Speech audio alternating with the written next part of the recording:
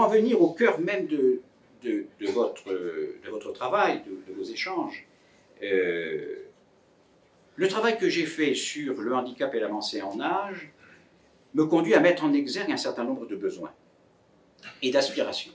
Il faut vraiment que l'on retienne un certain nombre d'aspirations des personnes qui avancent en âge et un certain nombre des conditions à réunir pour que ces aspirations soient comprises et satisfaites.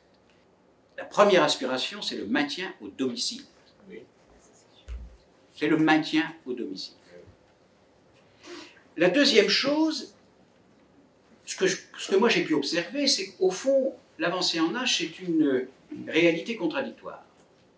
C'est une réalité contradictoire parce qu'il y a un désir du maintien le plus total et le plus longtemps possible de l'autonomie, mais comme de manière quasi inexorable, l'avancée en âge, surtout quand elle va loin, elle s'accompagne d'une perte d'autonomie, d'une perte de moyens, en même temps il faut un accompagnement adéquat.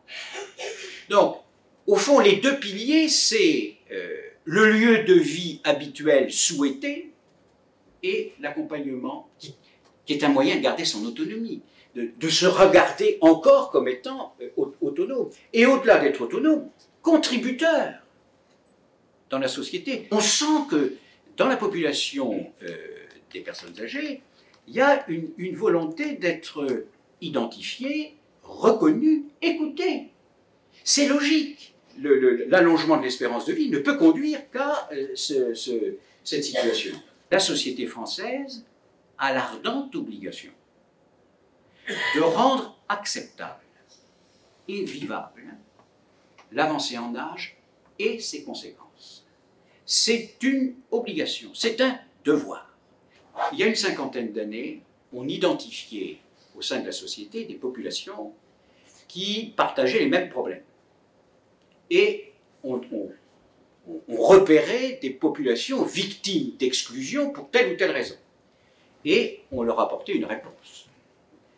Aujourd'hui, certainement sous l'empire de la construction de l'Europe, avec une influence juridique anglo-saxonne assez forte, au détriment d'un héritage juridique plus romaniste, on a progressivement évolué.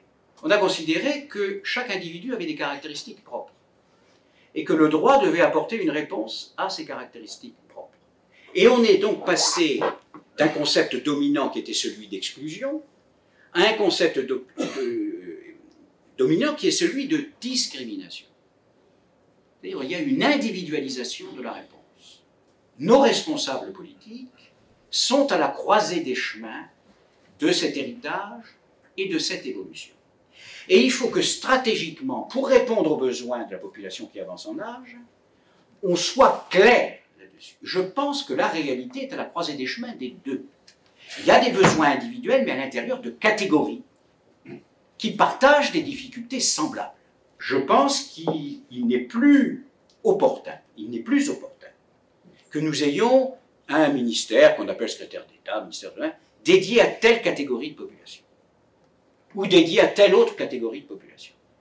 Il faut que nous ayons une stratégie politique qui porte sur les phénomènes vécus par les individus dans le cadre global de la société. Il faut que nous ayons une politique de l'autonomie.